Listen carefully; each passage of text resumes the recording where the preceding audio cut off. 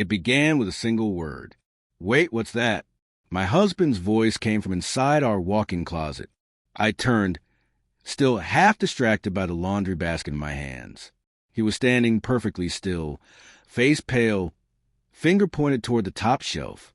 I followed his gaze, and when I saw it, my stomach dropped. A small red velvet box. I recognized it instantly. It was my mother's wedding gift to me. The jewelry box she called a family heirloom, passed down through generations. Inside had been my grandmother's necklace, delicate and engraved. But it shouldn't have been there. I knew because I'd pawned it 3 months earlier. I'd done it quietly, desperate to pay off a private loan I'd taken from my parents. Money they never knew I'd borrowed for them. I climbed up, took the box down, and opened it. The necklace lay inside. Perfect condition. Same engraving. The same one I had sold. Except it couldn't be. "Did you buy it back?" my husband asked, voice careful. I shook my head.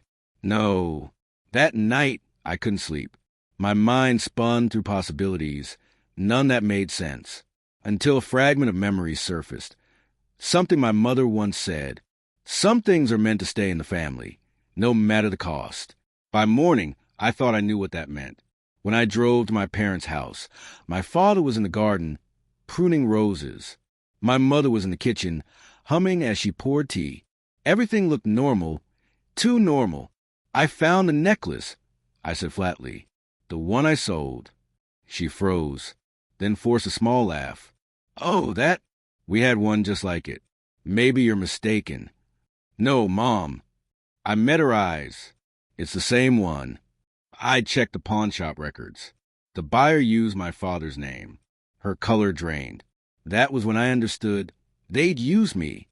When I got married, I trusted them to manage part of my inheritance while my husband and I got settled. They'd promised to invest it, to grow it for our future. Instead, they drained it to pay off their own debts. When I sold the necklace to stay afloat, they panicked and bought it back, not out of sentiment, but fear that I'd discover the truth. They thought returning the necklace would cover their tracks. They were wrong. I didn't scream. I didn't cry. I smiled. "Thank you," I said. "It's good to know the truth." That night, I began my quiet war. Step 1. I contacted the family lawyer. I still held power of attorney over one joint account. Within hours, the balance was moved into a private escrow, clean, legal, irreversible. Step 2. I reviewed the trust they managed. The numbers didn't add up. I requested a forensic audit. Soon, every transaction would need explaining. Step 3. I examined my mother's charity, her pride and joy. Half the donations traced back to my inheritance, funneled through my father's company. I reported it anonymously to the board. By morning, the investigation was official. Days later, my mother called. "What have you done?" she hissed. "You're destroying us." "No, Mom," I said quietly. "You destroyed me. I'm just finishing what you started." My father tried to reason, to bargain, but it was too late. The auditors had already connected the dots. Their accounts were frozen, their partners withdrawing, their names circulating in whispers. They never suspected me. Not until the day a courier arrived at their doorstep with a small red velvet box. Inside was nothing, but there was a note. Some things are meant to stay in the family, like consequences. Weeks later, my husband and I moved to a new city. He never asked for the full story, though I caught the questions in his eyes. All I told him was this. Sometimes love blinds us to the kind of people who raised us. Blood isn't loyalty, it's just origin. I changed my number, closed the door for good. Through a mutual friend, I heard they were selling the house, liquidating everything they once bragged about owning. The charity had dissolved. The trust seized. Poetic, really. They'd built their comfort on what was mine. I simply took it back.